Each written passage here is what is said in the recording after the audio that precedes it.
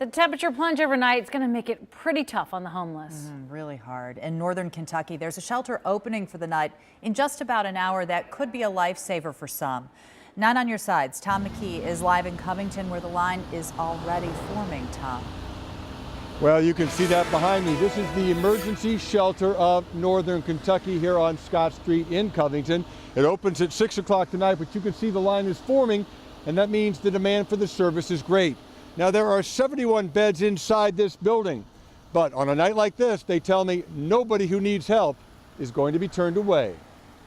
Nora Elliot was sorting donations Tuesday, helping out at the emergency shelter of northern Kentucky.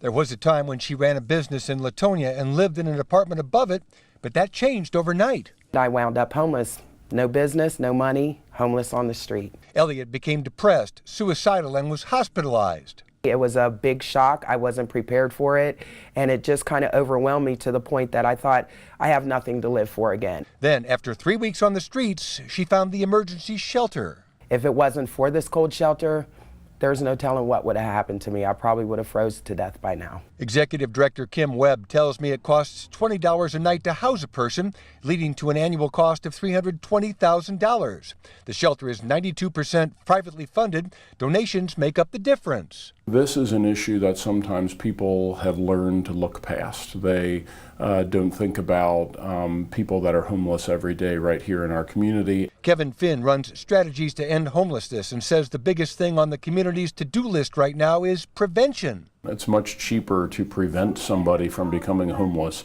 than it is to help them after they've already lost everything and they're now homeless. But the shelter in Covington has changed Nora Elliott's life to the point where she's now a candidate for permanent housing.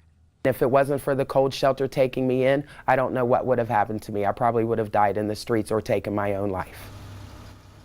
Now, this is the only shelter of its kind in northern Kentucky, and a couple of statistics prove it's very much needed. Last year, they helped 650 people with 11,000 nights of housing.